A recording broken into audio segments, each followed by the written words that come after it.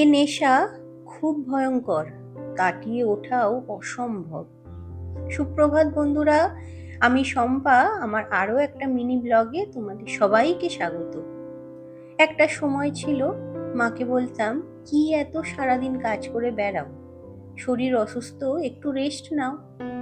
ঘরগুলো একদিন যদি নাই গোছানো হয়, রান্না যদি একদিন কমই হয়, তাতেই বা কি।